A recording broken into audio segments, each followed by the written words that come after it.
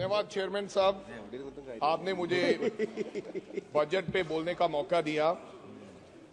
Chairman साहब, कोई समय होता था कि देश के वित्त मंत्री बजट पेश करते थे, एक लाल रंग का ब्रीफकेस होता था। अब जब वो ब्रीफकेस लोकसभा में खुलता था तो देश के किसान, गरीब, मजदूर और छोटे व्यापारी की जिंदगियां बदल दिया करता था। ऐसा बजट किसी जमाने में हमारे लीडर्स और सरकारें लेकर आती थी। लेकिन आजकल का जो बजट है, आजकल का बजट, अब लोगों का ये मानना है कि आजकल का बजट केवल चंद उद्योगपति इस बजट को बनाने का काम करते हैं, जिनका नाम कभी कभी राहुल गांधी लेते हैं। और आजकल का बजट इलेक्शन सेंट्रिक रहता है। जहां इलेक्शन है उसके बारे में थोड़ी थोड़ी किसी को मदद करने की कोशिश करता है। क्या यह सत्य नहीं है कि जब इस देश के अंदर डिमोनेटाइजेशन हुआ, नोटबंदी हुई, गवर्नर ऑफ रिजर्व बैंक को नहीं पता था कि आज इस देश में नोटबंदी होने जा रही है। देश के वित्त मंत्री को नहीं पता था। अचनचेत एक फैसला सुनाया जाता है और आजकल के देश के प्रधानमंत्री जब बात करते हैं, कैसे उनकी बात पर विश्वास कर लिया जाए। जब इतना बड़ा झूठ, जब उन्होंने कहा कि आज रात के बाद 500 और 1000 का नोट बंद कर दिया जाएगा, इक्वालिटी आएगी, अमीर और गरीब का अंतर खत्म हो जाएगा, मेरे को केवल 50 दिन चाहिए। 150 लोग मर गए और 2.25 लाख करोड़ का ये नई डिमोनेटाइजेशन से इकोनॉमी को नुकसान हुआ। कैसे विश्वास करें कि आज का बजट लोगों की जिंदगी बदलेगा। आदरणीय चेयरमैन साहब, कभी कभी जीडीपी की हर व्यक्ति जीडीपी की बात करता है और सत्य तो यह है कि 90% इस देश के लोगों को जीडीपी के बारे में पता नहीं है। जीडीपी क्या है, उनको अपने जीवन के बारे में पता है कि हम जो जीवन जी रहे हैं इसमें हमें फायदा क्या हुआ है। जीडीपी कहा जा रहा है कि 6.5% जीडीपी की ग्रोथ है। मैं किसी अर्थशास्त्री को सुन रहा था, एक काबिल व्यक्ति था, उन्होंने कहा कि अगर देश में सरकार ना हो, अगर देश में वित्त मंत्री ना हो, तब भी इस देश की जीडीपी की 3-4% ग्रोथ अपने आप होगी, क्योंकि इस देश के मेहनत कश लोग, किसान, छोटा व्यापारी अपने आप में इतनी मेहनत करता है, ऑटोमेटिकली जीडीपी की ग्रोथ 3-4% रहता है। तो फिर आपने क्या किया? केवल 2.5% की आप लोगों की प्राप्ति है। मैं आज श्रद्धांजलि अर्पित करना चाहता हूं डॉक्टर मनमोहन सिंह को, उस सरदार को जिनके समय में मेरे को लगता 8.5% जीडीपी का एवरेज ग्रोथ रहा है और कभी कभी तो जीडीपी 10% पे चली जाती थी। स्पीकर साहब, आज मैं देख रहा था महाराष्ट्र में, महाराष्ट्र में सिबिल स्कोर, जो एक नया बड़ा फ्रॉड है इस देश के अंदर। महाराष्ट्र में मर्तिजपुर है कोई, वहां पर एक लड़के की शादी टूटने का काम हो गया है सिबिल स्कोर से, जो बिगेस्ट फ्रॉड जो इस देश के अंदर हो रहा है। स्पीकर साहब, बहुत से नेता कभी नेहरू जी की बात करते हैं और बहुत से नेता, इस बार मैं तो देश के प्रधानमंत्री जी का सम्मान करता हूं और इस बार उन्होंने देश के पूर्व प्रधानमंत्री राजीव गांधी जी की भी बात की। उन्होंने कहा कुछ लोगों को आदत होती है 21वीं सदी की बात करने की, बार बार उन्होंने कार्टून का भी जिक्र किया। मैं सम्मान करता हूं, लेकिन मैं देश के प्रधानमंत्री से यह अपेक्षा नहीं रखता कि 35 साल पहले जो इसका देश का प्रधानमंत्री, पूर्व प्रधानमंत्री राजीव गांधी जी, जिन्होंने इस देश के लिए अपनी जान दी हो, उनके बारे में इस तरीके का मजाक बनाया जाए, ये परंपरा अच्छी नहीं है। अब आपको आज की बात करनी चाहिए। आप यूपीए की बात करो, आप डॉक्टर मनमोहन सिंह की बात करो, बार बार खाद के दाम भी गिनाए गए, स्टील के दाम भी गिनाए गए। मैं बताना चाहता हूं, जब डॉक्टर मनमोहन सिंह जी की सरकार थी, यूपीए 2 था, इस देश के अंदर डीएपी यानी कि खाद का वो बैग 450 रुपये का मिला करता था, आज 1400 रुपए का मिलता है। स्टील 2800 रुपये मिला करता था, आज 7000 मिलता है। डीजल 51 रुपए होता था, आज 90 रुपए है। डॉलर 54 होता था, आज 87.5 रुपए है। सिलेंडर, जो कभी कभी आप कहते हैं घर घर सिलेंडर पहुंचाया, कभी आपने ये भी पूछा है कि कितने लोगों ने दोबारा सिलेंडर को रिफिल कराया? 350 रुपए का सिलेंडर हुआ करता था, आज 1100 रुपए का सिलेंडर है। आपने मस्टर्ड ऑयल 70 रुपये लीटर हुआ करता था। गोल्ड, गरीब व्यक्ति अपनी बेटी की शादी पे 10 ग्राम अपनी बेटी को सोना नहीं दे सकता। मनमोहन सिंह जी का समय होता था 22,000 रुपए गोल्ड हुआ करता था, और आज 81,000 रुपए का गोल्ड है। आप कहते हैं कि जीडीपी की ग्रोथ 6.5% है। किसान की बात करना, आपने किसान के लिए, आदरणीय देश के प्रधानमंत्री जी ने कहा मैं तो किसान हूं, उन्होंने कहा 1 प्रति एकड़ को 30,000 रुपए का फायदा हुआ है। हमें तो कहीं फायदा वो नजर नहीं आया कि प्रति एकड़ किसान की आमदन में 30,000 रुपए का फायदा। कोई किसान का बच्चा अगर बताएगा तो मैं संसद छोड़ के जा सकता हूं। किसान ने क्या मांगा था? किसान ने क्या मांगा? ऋषिकांत जी, एक मिनट। किसान किसके लिए संघर्ष कर रहा है? किसान बॉर्डर पे बैठा है, 1.5-2 साल से बॉर्डर पे बैठा किसान एक मांग कर रहा है।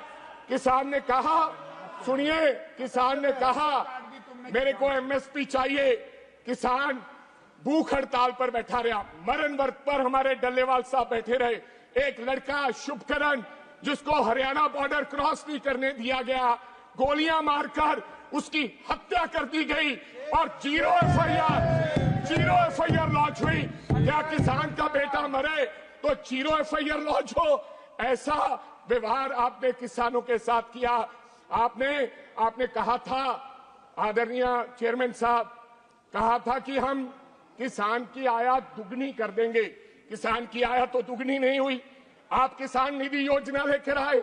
मैं आपको पंजाब की बात बताना चाहता हूं। किसान निधि योजना, जो आप छाती थपथपाते हैं और कहते हैं हमने परिवर्तन किया है किसान के भविष्य में।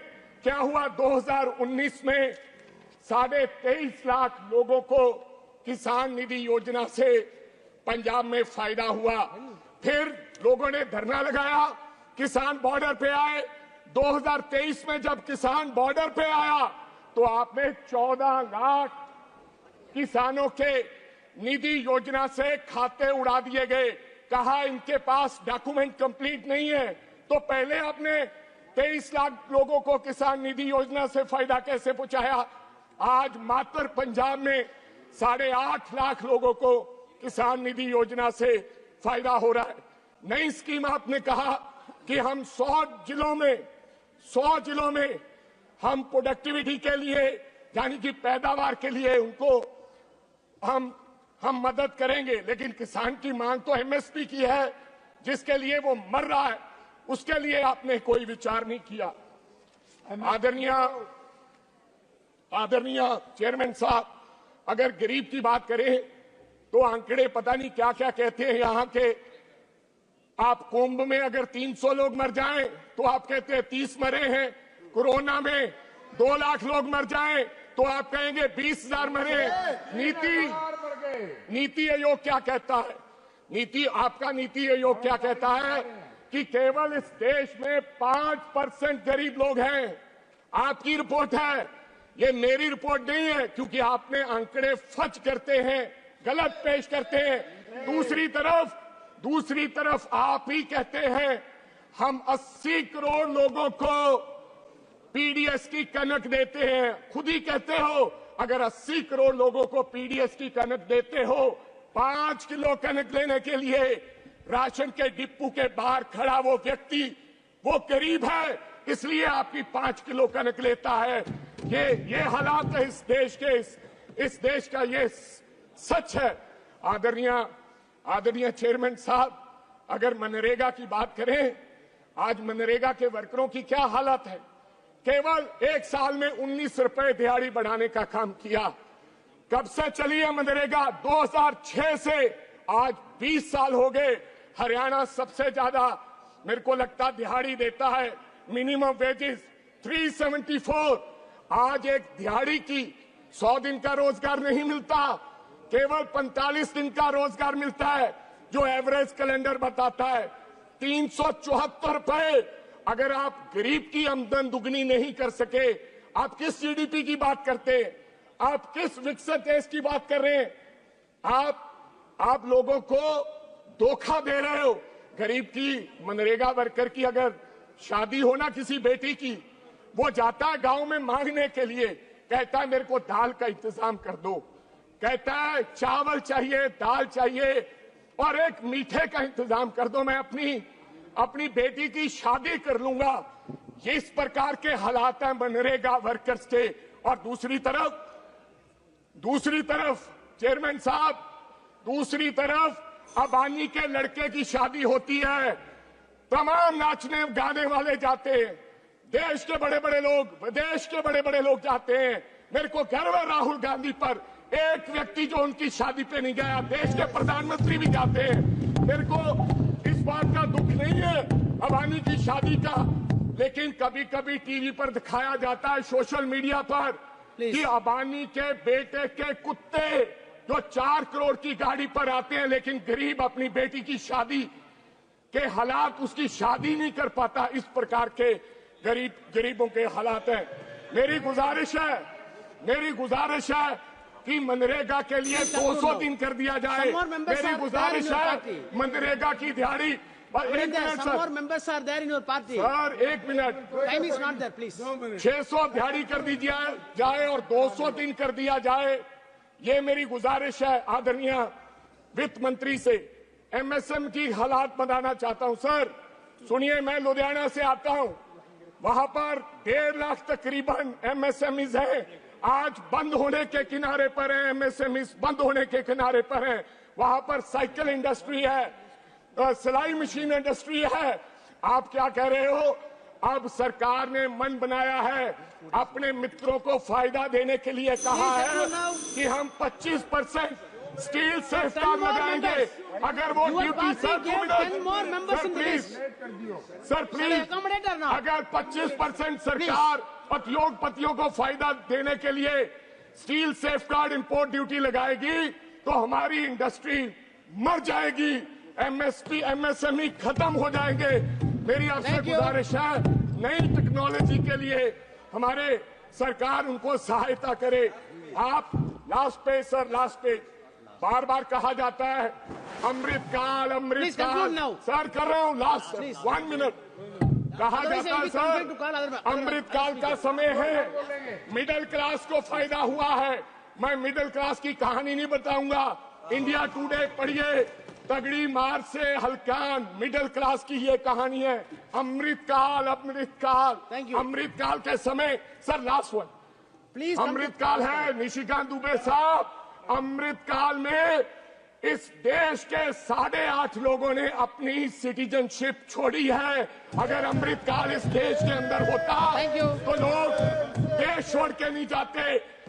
पहली बार एफडीआई 16 साल में पहली बार सबसे कम निवेश अगर हुआ है तो अमृतकाल में हुआ है। सर बस सर, हाफ मिनट। पिछले 10 साल की स्कीमें जो राहुल जी ने कहा, आप मेक इन इंडिया की बात करते हो, बेटी बचाओ बेटी पढ़ाओ, पीएम उज्ज्वल, स्वच्छ भारत, जल जीवन, स्किल इंडिया, हर साल 20 साल नौकरी, make in India, last smart city mission. Sir 2 lakh crore रुपया आपने स्मार्ट सिटी मिशन पे दिया है। मैं लास्ट सर यही पे लुधियाना की बात करना चाहता हूँ। लुधियाना स्मार्ट सिटी में लुधियाना स्पीकर सर भाई सर लुधियाना स्मार्ट सिटी में था। लेकिन लुधियाना में 75 लाख लोगों ने एक सर्वे हुआ, विजन डॉक्यूमेंट बनाया गया और विजन डॉक्यूमेंट में लोगों ने कहा पोल्यूशन की। जैसे कि मैं सो रहा हूँ तो पिताजी को जगाना है मुझे, तो वो डायरेक्ट उठाने के बजाय, और हिंसा की परंपरा मेरे यहाँ नहीं थी सौभाग्य से, तो वो क्या करते थे कि उस कमरे में आ जाएंगे या बाहर से गुजरेंगे और चौपाई बोलेंगे, प्रात काल उठ गए रघुनाथा मात पिता गुरु नावई माता। कभी कभी मैं गुस्से में उठ करके अरे पापा चरण स्पर्श किया और सो गया। मैंने कहा अब मत उठाना।